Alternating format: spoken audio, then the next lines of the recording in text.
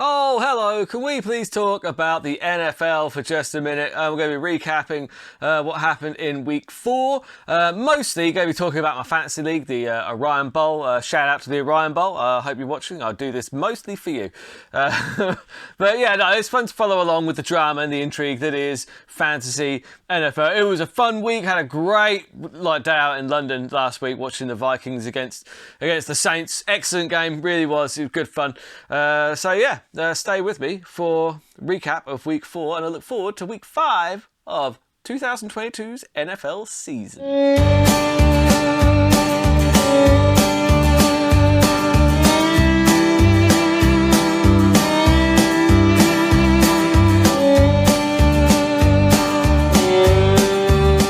Right, so first up, let's address the Orion Bowl week 4 entourage. Boom, here we go. So coming in at Vinny Chase, the star of the show was definitely Jacobs. He was the star of the Raiders offense completely. And he got Dak the win. And I would say that it was hard to pick out a player for Dak because your whole team was pretty much outstanding. 2 of them on 20 plus. Nearly one of those was on nearly 30. Another one got 20. 3 more on 15 plus. Like that added up to this week's highest score of 144.08. Congratulations, Dak. That was a heck of a performance. Kudos to you, my friend. Then you've got the Johnny Drama, Derrick Henry, carrying his team just like Johnny Drama used his bulk and frame to carry the show in its lower moments in Entourage. And carried the Titans and the Indianapolis Colts to a solid victory, getting them their first one on the season. Congratulations to you guys. It's about time you bounced back. Really like to see it. Turtle was better than expected. You had to go for Pierce because this is on the Harlots. Very difficult to pick a best player for the Harlots because so many of them were just on really good numbers. So yeah, for me, it was Pierce because he was better than expected. He got 19 points. Usually 140.60 would be the highest score, but what Dak did was unbelievable this week. Congratulations to both of you though. The Harlots looking every bit like the 4-time champs they are striving to be. So looking forward to it. And then we've got the Ari Gold / Jeremy Piven Diverse Range Award has to go to Samuel Debo. Whilst he did only rush for 2 yards last week, he did save the Baltimore Ravens. He snatched victory from the jaws of defeat. Needed 16, he got 17. That was a fantastic job. 115 yards, 2 touchdowns, and he only rushed for 2 yards. He got 1 touchdown. Sorry, I think. Yeah, anyway. He only rushed for 1 yard, but for 2 yards. But we know that Samuel can do it all, just like Jeremy Piven can play any part. And then the E Award for being absolutely terrible has to go to Mark Andrews this week. You were a disappointment, sir. And you owe, quite frankly, you owe who was it? The Suns. Yeah, you owe the Suns an apology, quite frankly, because that was just bad. It was just awful. I'm trying to see who did get the lowest score last week. I didn't actually check that, but I can check it in real time. Let's check the lowest score last week in real time. It goes to the coach's Sons. Another reason for you to hate Mark Andrews. I don't know why I say that in an Australian accent. I don't know. It makes my day. Anyway, that's the week 4 entourage for the Orion Bowl. Week 4 recap in general. The things that I took away is that if you'd have told me at this point that the New York Jets would be 2-2 on the season, I'd have said get the hell out of my office. And you know what? They actually played pretty well. And it was just that there was a really fun touchdown where Wilson ended up. They did an end around sweep. And Wilson ran to the end zone and actually caught a pass from the wide receiver, catching a receiving touchdown. And yeah, they played very well. So yeah, very, very, very happy with that performance to get one over the Steelers, because I know the Steelers don't have Big Ben anymore, but they're still a half decent team. So the fact that the Jets are competitive and winning those games, it it brings hope to a Jets fan. That's what we live on. We thrive on hope. And you got to take those wins where you can, and I will take that win. And look, the other thing I'm asking right now is, will the Cowboys go back to Dak Prescott? I mean, I wouldn't. Cooper Rush has been looking very, very competent out there, is he not? I mean, isn't he isn't he won 4 games now? Or, 3 games? I don't know. Either way, he's won a lot of games. He's looking really good. I don't think I'd go back. The Buffalo Bills get back on track, but only just. I think they beat the Ravens in an uncharacteristically low-scoring game. Actually, it was only 20-23, and everyone thought that one would be rocket numbers. And the one that was rocket numbers was actually the Chiefs versus the Bucks, which was as advertised. Because let's be fair, it's both high-powered offenses and defenses that sometimes just step aside and let receivers just wander in. And the Colts, I've decided, are a dead team. I bet on them as outside Super Bowl candidates this year. And they're a dead team. Even when they win, they're a dead team. They beat the Broncos on Thursday night. But even when they win, it's fucking dead, mate. Fucking, dead team. I might trade away Jonathan Taylor. Who wants to come at me for trades for Jonathan Taylor? Realistic ones, please.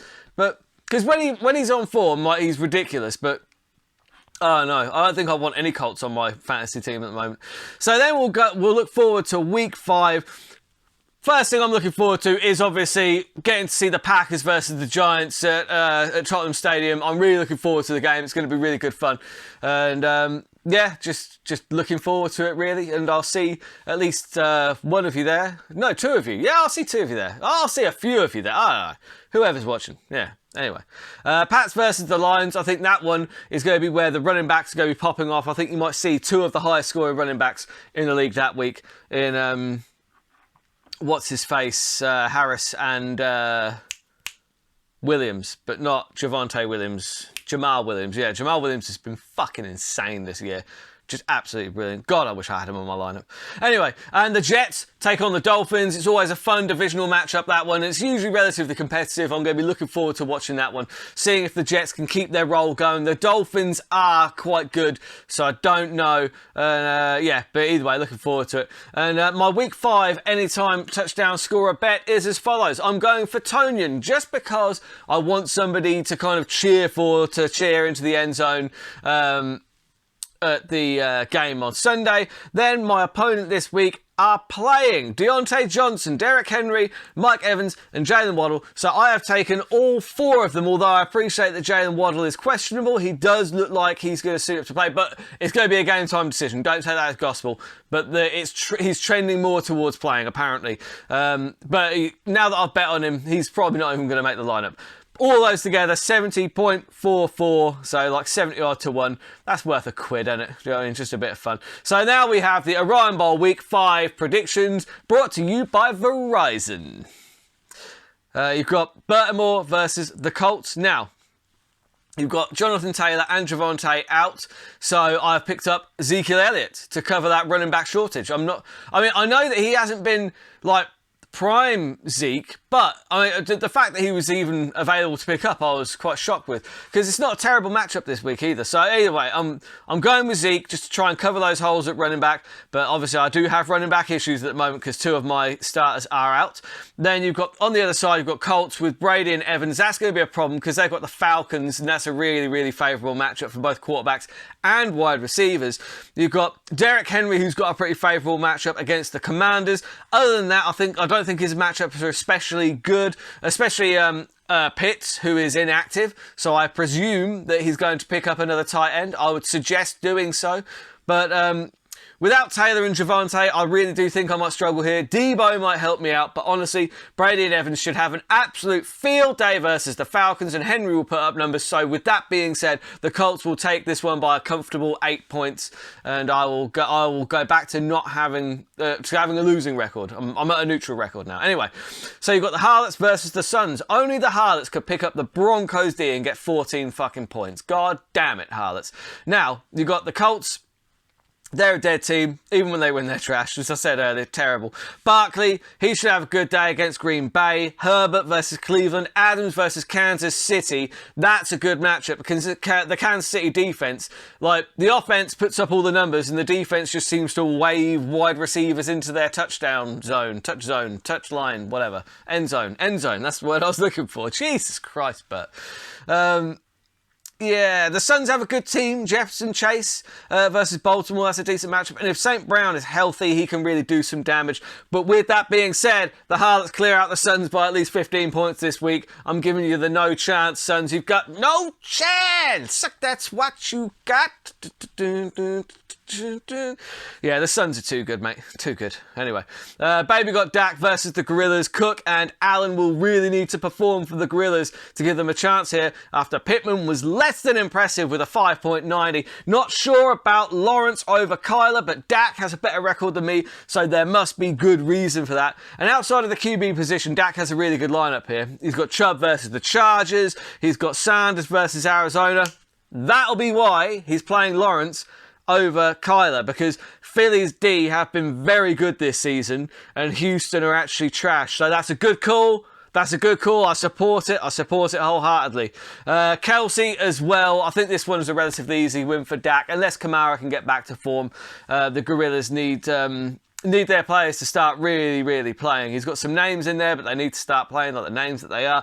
Then you have the team with no Namath versus the Legion of Trash. Mixon and Burrow could do work this week against the Baltimore defense because they do tend to let up points. You've got Fournette running versus the Atlanta D. That's a lovely matchup there. Then I believe that the team with no Namath will take full advantage of it. Diggs and Jackson should do enough for Namath to snatch this one by 4 points, unless, of course, Jones and Kupp have a really good day, in which case all bets are off, and I have no idea who's going to win that one. But best of luck to everybody in the league. If I have picked you to lose, then prove me wrong. And if I picked you to win, prove me right, because I love being proved right every once in a while. But yeah, I'll see some of you on Sunday, and looking forward to all the games. And best of luck. See you all next week.